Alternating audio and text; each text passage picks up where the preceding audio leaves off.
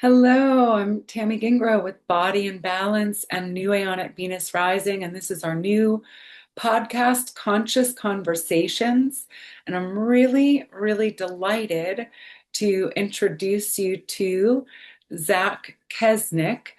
And Zach describes himself as a multidimensional independent researcher interested in alternative medicine. And I love that. Before this conversation, we kind of touched on the blandness of the question, what do you do? And for some of us that are multi-passionate or multi-dimensional in what we offer, that's a challenging question. But Zach enjoys learning about science and spirituality, practicing, learning, and holding ceremonial space for the past 10 years.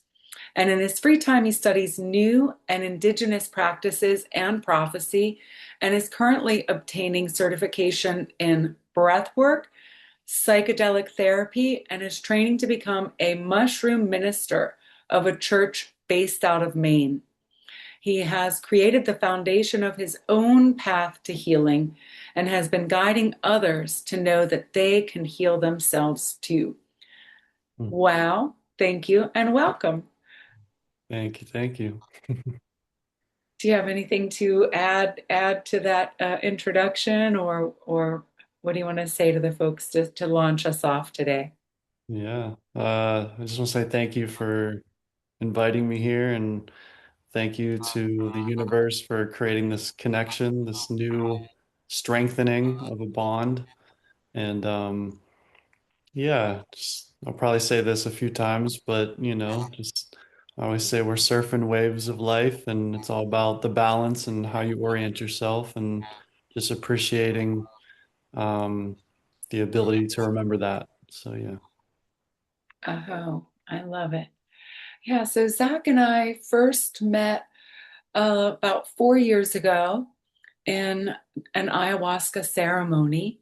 It was a weekend long event, and then we kind of went our separate ways, and then we're reconnected through a mutual friend, because we're all, this community is all working to build and grow harmonious new earth communities in one way or another. So we were reconnected, and then again kind of went separate ways, and then um, most recently, I created this WhatsApp group to make it easier to announce the community potlucks that I host and things like that. And then Zach got invited, and when you introduced yourself in there, I thought, wow, I didn't realize you were now getting your breathwork certification. I'm a shamanic breathwork facilitator and shamanic minister, so it was an immediate like we need to be working together on a deeper level. And so then we have created an event, an upcoming event, ReBirth. Do you want to talk about that a little bit? Yeah, yeah. Rebirth that aligns with the spring equinox. Just as nature is going from its holding inside, inward death cycle, it is rebirthing, reemerging, and remembering. And what we are have created is essentially a container that aligns with those energies coming in. And what that will entail is a mushroom tea, guided breath work. It'll probably be a couple guided breath work with some visualization meditation. And it all is to really stimulate that inner child healing, to rewire the mind, and reorient our now self from our child self, which still exists in this now body. So, yeah. Amazing and beautiful. And let's just, so that will be coming up on April 11th. We'll give you more details about that. It's a small container, but this is the first of many for sure. And in fact, Zach and I got together yesterday because we hadn't done our magic together, if you will. And I had not yet combined psilocybin with a breathwork ceremony. So it was actually my first time doing that. and I found it to be profoundly amazing. It's really just a microdose, maybe a little bit bigger than a microdose. If you're not familiar with psilocybin and how it works, I wanted to ask you two parts, and it'll be maybe a longer segue. But when did you first feel the call to working with plant medicines? And then we can maybe move into how the psilocybin, it has so many benefits, and so many people are microdosing nowadays. And so, yeah, maybe just talk to us a little bit about your overall journey with plant medicines. Yeah. Um, it's interesting. I don't really know when in my life, I'm 35, when I started walking really forward with a seriousness towards plant medicine. I mentioned to you yesterday, and I'll tell everyone, when I was about 4 years old, I remember smashing this berry from a bush outside of my house and putting it on a cut. And then later in my life, I find out that the only thing on the bush that isn't poisonous is the berry. And so I feel that this was a calling from many lifetimes. And, I can say when I was about 16, 17 is when I, started experimenting with psychedelics. And I remember um, when I first tried them, everyone around me was more in like the recreational mindset. And I immediately felt that there was something deeper, and it sparked my curiosity. And um, I can go into my background more, but I come from a family of addicts. And so I thought that if you ever tried a drug, you would go downhill, essentially. So I was very wary up until I was about 16, 17 to even try anything or really consider anything or be open-minded. And so, like I said, I started experimenting with psychedelics like LSD and mushrooms. And through that, I would say that is when I started walking forward towards what is this? What are plants? What is this connecting me to? What is this allowing me to see? And questioning my own thoughts and my own feelings and my own emotion and my own orientation within myself and in this world. Um, Fast forward a little bit, everyone around me was taking a lot of pharmaceuticals, whether it be for blood pressure or, cholesterol or diabetes or depression or anxiety. And I always said that the people around me taught me what not to do in life. And so I experienced my own waves of depression and anxiety within my own life. And I didn't want to follow the same path as everyone around me because in my heart, I felt that no one was really creating a solution for themselves. Um, so I started studying different plants, and I've always been science orientated. The spirituality kind of came a little bit behind it.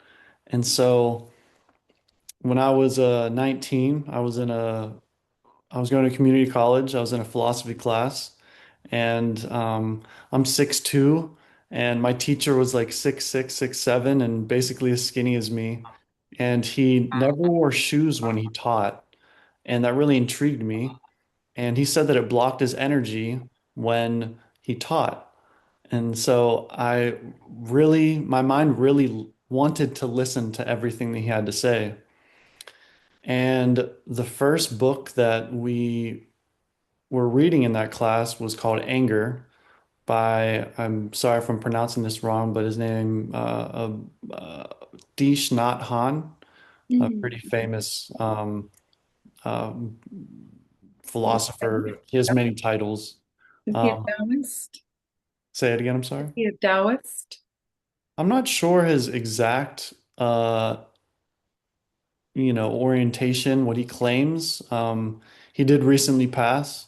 So rest in power to my one of my early teachers. And but at that time I was dealing with anger and not knowing where to place it and how to transmute it.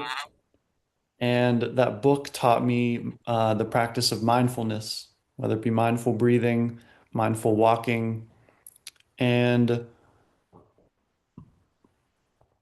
that really created space within myself. And through that, I started also researching more plants, um, and experimenting with myself. And so I was finding ways to dissolve my anger and depression and anxiety. And I was helping myself all with self-talk as well. So eventually, I started buying a lot of books of herbs and herbalism and started making a lot of different teas. And then I'm kind of skipping a lot here, but Okay. when I turned about 25 into 26, I was diagnosed with Lyme disease. And through that, I went the traditional Western medicine route at first and went to the head of the infectious disease department where I live. And I saw in this woman's face and her eyes that she had no clue what was going on with me. So I looked at my mom and I said, yeah, I'm never coming back to a regular doctor ever again. And so at that point, I started working with an herbalist and also a functional medicine doctor. Um, and so I was dealing with depression and anxiety and insomnia, and my gut was Mm. completely messed up from all of the um, antibiotics I was taking. At one point, couldn't, um, I knew what I wanted to say, but I couldn't get the words out. And it was messing with my cognitive functions. And I remember there was one winter where I felt like a gray blob on a couch, and I thought I was going to die. But there was something in me that kept telling me that I wasn't going to have it forever. So I just kept that in the forefront of my mind. So, So we're getting a little bit off with this, but what was the primary protocol that helped you rid yourself of Lyme's? Because it is a big problem. yeah, And whenever I come across someone who says that they're taking the doxycycline, and I'm like, ah, it it literally is not a cure for it. It may temporarily hide some of the symptoms, but Lyme's goes, deep and hides yeah. and manifests later in myriad ways. I have some things that I use, but I'm very curious because you have completely beat it and you're back. And so, yeah, can you tell us just a little bit about that protocol? Yeah, yeah. This overlaps with the me going, into my plant medicine journey and taking that more seriously. Um, so I'll say one more thing and then go into the Lyme and then it'll kind of weave its way. Um, so, me experimenting with psychedelics, I early and then in my 20s, I really my relationship with mushrooms grew and I started understanding how to work with them, how they work with me. And then people in my life started wanting me to be there with them when they were eating the mushrooms. So I was like the designated trip sitter in my friends group. And so I was working with an herbalist, and like I said, I'm very science oriented. So I studied the molecules inside of these plants to really know what's going on as best as I can, as best as, science tries to understand it. And, I studied DMT a lot, without ever trying DMT.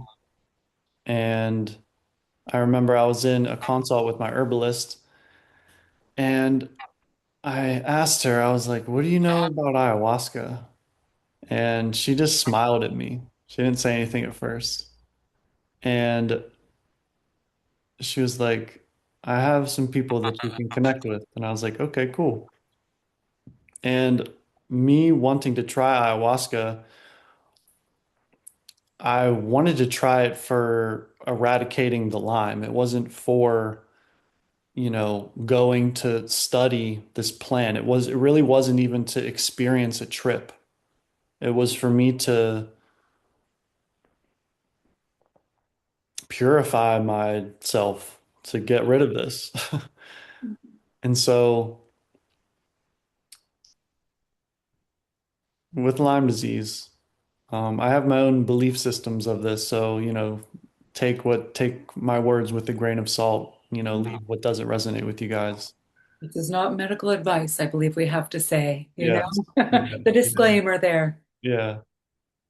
So I believe that everything outside of my body is inside of my body. So that means the Lyme bacteria also has always been inside of me. Just like the fruiting body of a mushroom in nature waits for the perfect environment for it to be able to come up. That was my thinking when it came to Lyme. Everything that I did up until the point where it emerged from my body was the recipe for it to actually emerge. And so I had this intuitive thought that I needed to change everything about my life, my thoughts, my emotions, my jobs, my the people I hung out with. Like I completely uprooted myself. And so there was a 4 or 5 month period where I was working with the functional medicine doctor, also working with the herbalist. I was ingesting and putting uh, oil of oregano all over myself. So that was one of the main herbs that really helped me. Like I was putting on my shins, my feet. My mom was calling me her little pizza boy because I just smelled like a pizza basically. Like I was putting on my armpit so it'd, go backwards into my lymph. Yeah, brilliant. Um, That's brilliant to, have had that insight to apply it topically. And, this leads me to just notice as you're speaking that we all have, pardon me. so along with the oil of oregano, through my research, I created this drink that was antibacterial, antifungal, anti-parasitic, basically anti-everything. And that was a drink consisting of cat's claw, andrographis, astragalus, and Japanese knotweed. And it's the most bitter thing that I've ever had. But I would drink it every morning. And so that was a part of my protocol as well. Um, I quit my job at the time and proceeded to not work for 4 months after that. I think that was about February or March when I quit. And then I also started, it's a little controversial, but I started practicing something called Shivambu, which is an ancient Indian practice of ingesting your urine. Oh, I've been actually really wanting to do that. Urine therapy is amazing. Yeah, And I'm afraid. I will be very honest. I'm afraid. yeah, But, it's a this whole comes out like body. the child that's like, ew.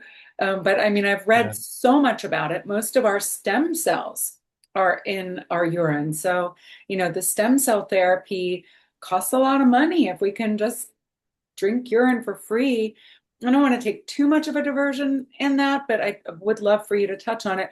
And I remembered before we were interrupted by the barking dogs, that I was wanting to point out that, shamanism and shamanic breath work and this work that we do together, the things that you're talking about, how you intuitively knew what to use, we all have that healer within. Just like we all have the origin of, many different diseases and bacterias and viruses within. That's this unity consciousness that we're all moving towards. But, so although Zach may be more in tune or more willing to trust that healer and that guidance within, we really want to remind you that, you have a healer within. And that's why I know every time we talk, we realize more synchronicities. But, that is our real purpose in providing these containers for healing is to activate the healer within you and to deepen your connection, your intuition with your higher self, with your God source self. Yeah, I Back agree. urine. I agree. Yeah, yeah. And that was one of the whole, Shavambu subject can be a whole podcast in itself because there's just so much there. Um, but I'll say this, that is our own waters. And that's, we structure our own water. Our body is a distillation machine.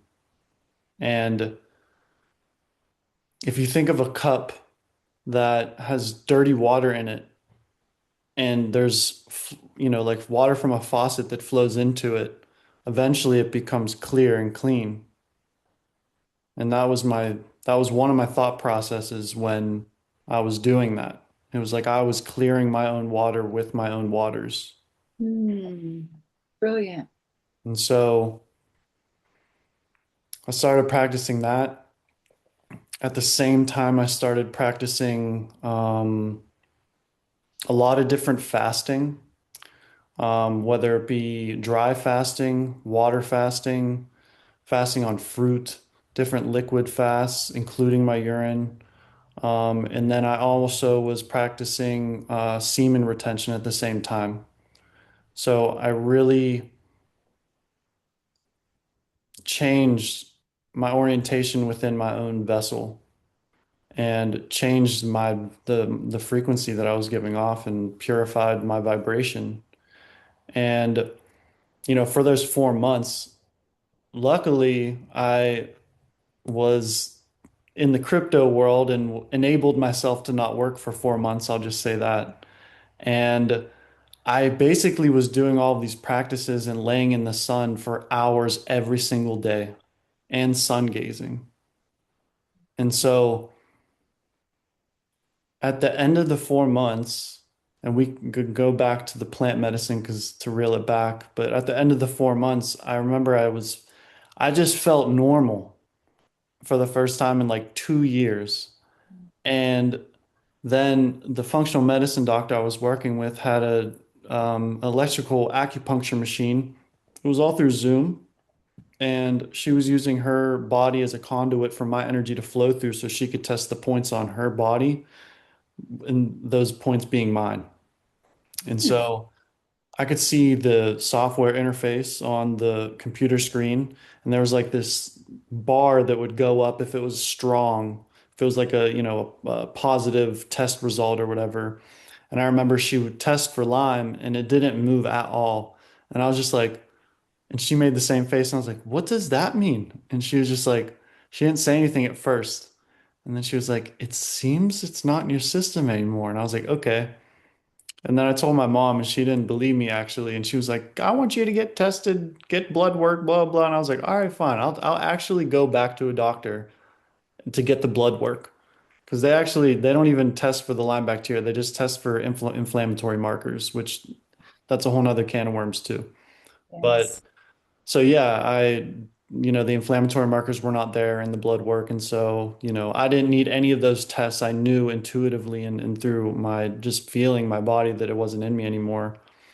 But with this can segue into the microdose too. So when I was really dealing with the Lyme stuff, I'm a pretty skinny person at, right now. I was even skinnier. because I wasn't absorbing food. Like my gut bacteria was gone from just destroying it with micro or antibiotics. And so researching serotonin, the chemical structure, and then me stumbling upon the chemical structure of psilocybin, I noticed that they were basically the same exact thing.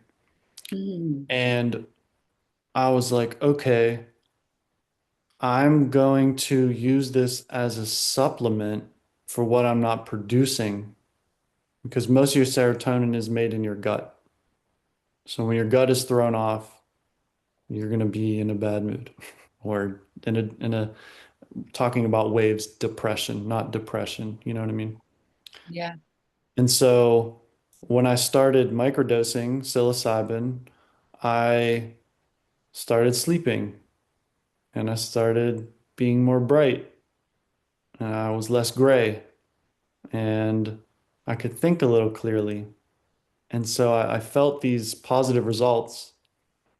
And then with me studying plants, I was, studying Paul Stamets and different people who have kind of became the standard of like different protocols when it comes to microdosing. And so I would stack different mushrooms like lion's mane and cordyceps and reishi, and I would then make my own capsules. And so through that, I started helping other people with those things because there's all these people around me that are dealing with depression, anxiety, all Yeah. these things. And I started being curious of them and I started giving them little pieces of information and they became curious. And then they asked me if they could try some. And so me working with plants really and working with people came from my own healing journey. I Yeah. didn't I didn't wake up one day and I said, when I grow up, I want to help people with plants. Although another can of worms, I always knew I wanted to be a doctor when I grew up. So, um, yeah, then eventually I tried ayahuasca and my first journey was incredibly dense and hard and mucky and I relived trauma within my gut that it was holding that was, the non-physical trauma that I went through growing up, stored in my stomach and manifested physically as irritable bowel disease, which you can look on my medical records and it's still there. But I don't have that anymore because I was taught how to breathe and I was taught how to move that energy and, purge it out. And, you know, when that happened, certain times purging can be reliving uh, situations through feeling, through thought, through visualization. So, yeah, it can be really intimidating work. Mhm. Um, Now, she touched on so many things. I want to go back a little bit to psilocybin and mycelium in general, the network and the way that mycelium communicate. And there are some beliefs that um, fungi, mushrooms were some of the first life form on the planet. Some people believe that even water as consciousness was the very first life form to come to planet Earth. And some believe it didn't originate here on Earth. But I want to talk about the mycelium network and our nervous system. When you're talking about comparisons, that's one of the things that amazes me, and that's how it can help us have more cognition and coherence and clarity. And I wonder if you would like to speak to that a little bit more. yeah, definitely. The earth is our mother. The earth is a body. And so we are a body. And so we have a nervous system, and so does the earth. And this kind of goes back to me saying that everything outside of us is inside of us. Another belief of mine with the lime is that it's a byproduct of the nervous system. And so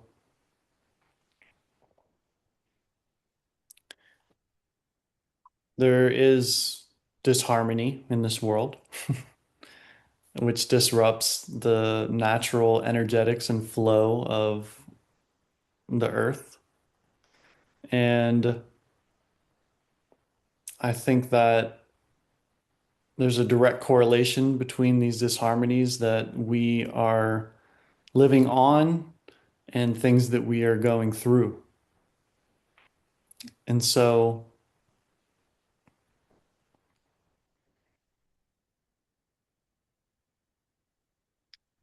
it seems to me that mushrooms and the mycelia network are here to be a communication highway for a lot of different things. And, it stretches across the whole globe, you know? It's a web. And it's the same thing with our body. Our nervous system is in every part of our body, and it's an information highway. It's how a lot of people say we only really experience this reality through our nervous system. And But so, is kind of being filtered through the nervous system. And even if the nervous system is out of balance, I believe that causes constriction and can, cut off that connection to our higher consciousness, our third eye, our intuition. yeah, Things that you were talking about with the uh, what's the gut condition? Um, irritable bowel disease or Oh, syndrome. yeah. These things are epidemic and it's deliberate, unfortunately, by what I call the powers that never should have been. Mm. And I have to confess that it amazes me that the majority of the people in my experience put so much trust in systems that are completely broken and have proven time and again that health and human wellness or a vibrant, thriving earth are not in any way priorities. And in fact, it's the opposite of that. So I really, really hope that people will hear this message. I believe you could probably coach people. We need more coaches. And you mentioned that, like me, our our journey to being healers is by our own experiences and being brave enough and vulnerable enough to share the tools and the things that are the practices and the tools that are working for us. And as we evolve, then our medicine evolves, the medicine we use for ourselves, the medicine we share. Um, so there's a couple more things. I want to circle back certainly to, One well, thing about that. mhm. I think another thing that the mycelia teaches us is that we can't do things alone. And it creates that symbiotic relationship with plants and bacteria and different things in the soil and different things deeper in the soil, deeper than the soil. And so, you know, just like you said, what a lot of our missions are here is to, just as I have a candle with a little flame on it, there's other people who have candles that don't realize that it needs lit. And so it's to share that flame, it's to share that light. And I personally I don't like claiming that I'm a healer. I don't claim these things. If I were to claim anything, I'm a soul, I'm a being, I'm a human. If I heal myself, that is just a light, and I'm a beacon for people to see what they can do, what they can activate within themselves. And, let us allow our Mother Earth to be a teacher of that. Let us look out in nature for us to have those realizations. So yeah, I just wanted to touch on that. Beautiful analogy. And then tying in now breath work and psilocybin, the physiology of our breath. We are energy beings. We are, and I know Zach and I share the belief that we are an eternal soul spark of God having a human experience. And our breath, in my experience, is our greatest tool for healing. And so I've practiced pranayama, which is the way we refer to breath work within the yoga practice. I'm also a yoga teacher, been practicing yoga since 1996. So I was familiar with breath work through the yoga lens. And then a holotropic breathwork weekend event came into my field, and so I did that, and I was blown away. And that was prior to experiencing ayahuasca for the first time. And I mean, it just blew me away how visual the journeys can be. So the physiology of that pattern of breathing, we eliminate any pause between the breath. It's called a circular breath. Everything in our creation is spiral. So it's a inhale through the nose, immediate exhale through the mouth.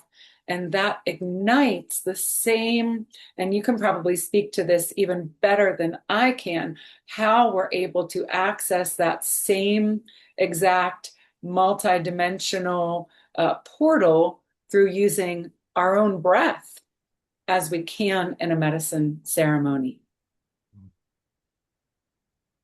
Yeah, breath is, it's the inhale, the exhale, that's the light and dark. That's life and death. That is another symbiotic relationship. You cannot have one without the other.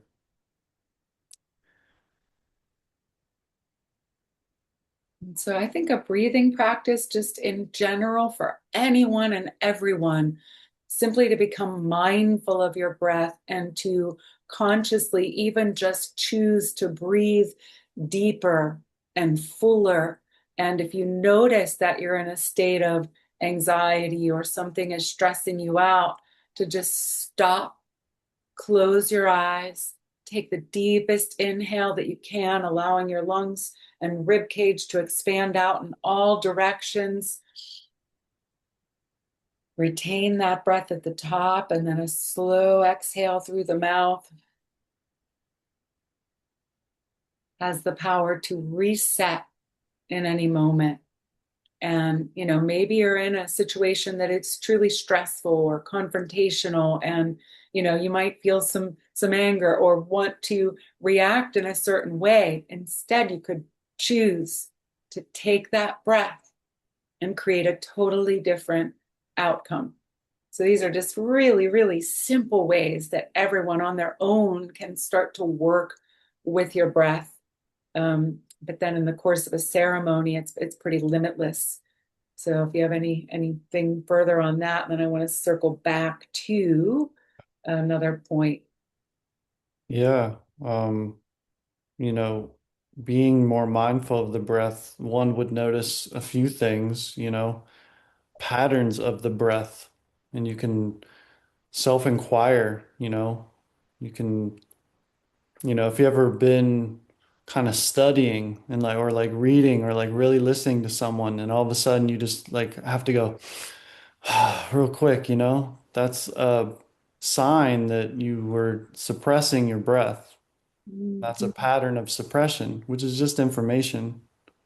And so there's different patterns that we can notice, whether it be mouth breathing or keeping the breath in the chest or suppressing it or, and to also extend on that too, if you've ever done physical activity, which I'm sure everyone has, whether running or play a sport or anything, or either playing a very like high intense video game, which is non-physical. This happens the same in the same way.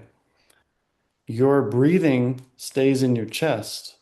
You know, if you're running, you're like, it's in your chest, you know?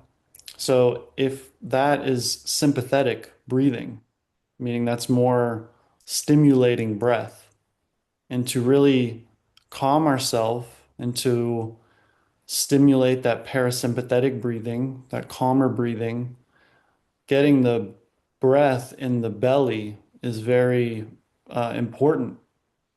You know, you're not running, right? If you're sitting somewhere, you're not running, although you may be chest breathing. So really getting that breath into the stomach is very important.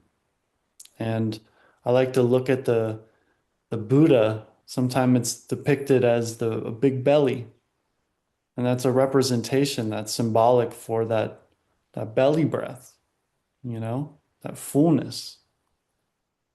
And so those are some tools to use not only in journeying with plant medicine, but everyday life. Whether you're Mhm. at work and you're feeling stagnant or or full after a really big meal, you know, that can stimulate digestion as well. So just a couple of tools. Amazing. So you touched on something that I think is really important, and that is that journeying can bring up painful experiences. And in my experience, many people are really afraid of that. They are afraid of what they are going to find within. I think it's why pharmaceuticals are so popular because they promise a quick fix. It doesn't necessarily deliver the quick fix. In fact, it takes us more out of balance. So my belief, as you know, I have a lot of planets in Scorpio, which is ruled by Pluto, which means that I am naturally a deep diver. And, I think we all will serve ourselves better if we can become deep divers. And so through my, gosh, at least I'm going to say nearly 20 years of journey work, shamanic journey work, and then evolving into also plant medicine exploration. I've finally come to understand and accept that there is nothing that I can find within myself that is not worthy of being accepted, loved, and integrated. And we're at a precipice. We're at a choice point for humankind, ascension or destruction. And that's on a planetary level. And until and unless we are all willing to accept personal responsibility for everything in our life, the painful things, uh, letting go completely of victim mentality. And so when you're supported in a container by qualified, caring shamans, curanderos, ministers, you are safely guided. And I just really want to speak to that, that going through those painful things, it brings so much reward. It may be difficult in the brief moment, the couple of hours, that you're working through it. But then, man, it comes to the surface so that it can be, like I said, loved and integrated and released. And the freedom and the health benefits and the benefits to those you love, because you're able to show up more authentically with forgiveness for yourself and others. So, yeah, if you have any more to add to that piece, because it's a big piece, I think, that holds people back sometimes from taking the plunge, if you will. Yeah. Um, I think that in the beginning of our lives, we're either shown or not shown how to deal with emotions. And that either makes us comfortable with looking at ourselves or not. And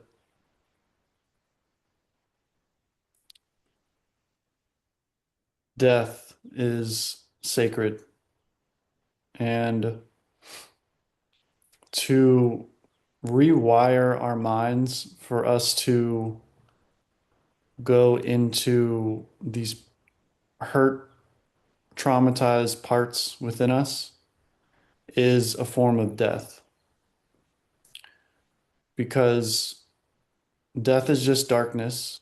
And to look at yourself is just putting your conscious light on these shadows. We're just a nesting doll, and the child is still exists within us. And those eyes still are on and still filter this reality of this now. Mhm. And so, if we were born in a world where we were taught by way of watching, not necessarily verbally told, that anger is bad, then one is not going to feel comfortable going into their anger. They'll think that they'll detonate a bomb and it's complete destruction. And so it's sacred work for us to remember that our anger is important, and our anger is just as much as is God, as much as happiness or contentment.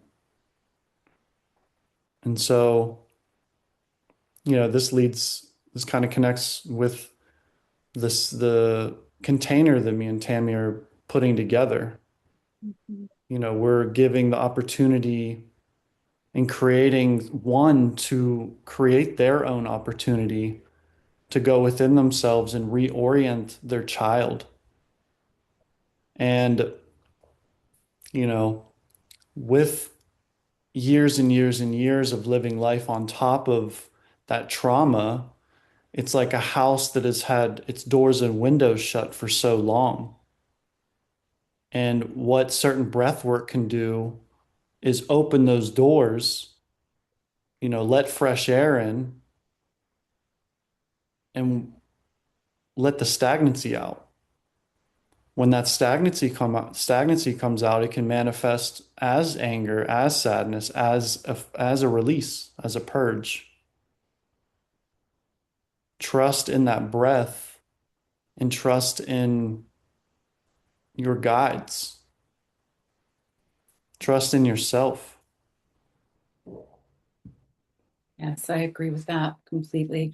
So yeah, so like getting to wrap up here, I would love to share a little more details about our collaborative uh, efforts here with Rebirth. And that theme may change after springtime, but it's a constant theme for me. I believe that with each breath, we have the opportunity to rebirth. But we have really curated a beautiful ceremonial experience that, and it's rebirth. So I think we came up with renew, reparent, rewrite, and reemerge. And I do believe that that inner child work involves reparenting, becoming the parent that you needed and didn't have, and letting your inner child, those bits and pieces, those broken, shamed, cut off pieces, loving and accepting. And, we touch on all of that. And we get to rewrite our story. The past does not uh, mean that it's our future. The past is great fertilizer for who we're becoming. So again, there is some guided journaling, guided shamanic journey, meditative state that will lead us into ceremonially drinking the tea, which is a very loving, heart-opening blend. And, it's not going to be an exploring the multiverse dose. It's basically a little more than a microdose just to enhance the journeying experience and to deepen the experience beyond just the tool of your own breath. And then the breathwork journey itself is supported with a chakra attuned music set that will take you, through waves. And and yeah, I mean, you can literally, Zach and I journeyed last night, and it's incredible. When here, there, and everywhere and back again. And, we're all things and nothing all at once, to sum up my journey in just a couple of words. So we're really excited about this. You can join us on April 11th in Pittsburgh. It's in my home, a safe container for, administering the plant medicine. So it'll just be like maybe 7 people. There's only a couple spots left. And we're planning to schedule more. And if you have a group, you can contact us, and we will create a ceremony or a retreat for private or groups, small or large groups. And yeah, please add your piece. Anything I missed there? Yeah. Note that um, there's protection uh, from the law under the guise of church here. So this is not only a protected container energetically, but it's protected from this, matrix blanket, and so um, yeah, I really invite everyone and whoever feels called to remember how to rewire and relearn and, as Tammy said, reparent. And, that mechanism of being your own parent is something that is, it's like amnesia. We don't realize that it's there. And this is an opportunity to strengthen what is atrophied in our minds. And so, Sorry. yeah, yeah, go ahead. Yeah. And repattern. We've been in, literally trapped in a karmic wheel until now. It's come through for me, I would say within the past year, that we now can make a conscious choice for the first time, I believe. Maybe some were able to do it sooner, but I believe it's much more largely available that we can step off the karmic wheel, which is, in my opinion, another way that humans were enslaved and disempowered. But we can say, no, I'm done with that. I am not going to repeat another pattern of that. Easy ways that you can see this. Some people pick the same type of, let's just say, codependent or abusive partner time and time again. That's a karmic pattern. Maybe Mhm. just our own thought processes. So the both of these modalities combined, and even Kundalini yoga, really can help us repattern. And that's Mhm. a part of rewiring, but it's a little bit different. So all the re's. And lastly, would you like to mention the church? I think they are doing an amazing thing by providing protection that we so deserve. We need to be able to have free choice to use the medicines that we want. So yeah, maybe tell us who they are.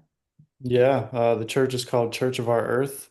It is a pagan earth-based church out of Maine.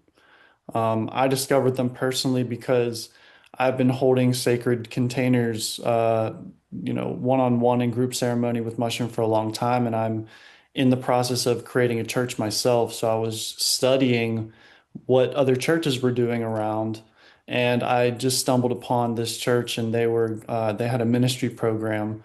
So I get ordained in April, which I'm very fortunate and blessed that the universe aligned that. But Yeah, they use the mushroom as a sacrament for us to commune with God and remember ourselves and remember that we're just a vessel and an instrument. And yeah, yeah, I think that sums it up. Yeah. Love that. So if you're still with us, thank you so very much for staying to the end. Please help us grow by liking, subscribing to the channel so that we are inspired to create more content and have more conscious conversations. If you would love to join the show, if you have something that you're offering and would love to join the show, just reach out. You can come on for a conscious conversation soon. These are normally live events held the third Thursday of every month. So you can also look for links to that to join us live, where there would be Q&A sessions. We'll have links to find Zach and a way to sign up for our email list as well, so that if you can't make this one on April 11th, you can certainly join us for a future journey. And as I mentioned before, if you would like to bring us in for a group or a private session, that is also an option. So again, thank you. Thank you for being here. We were wishing you so much love and light, and that you will breathe deep and access the healer within. Mm. Thank you. All right. Bye for now, everyone.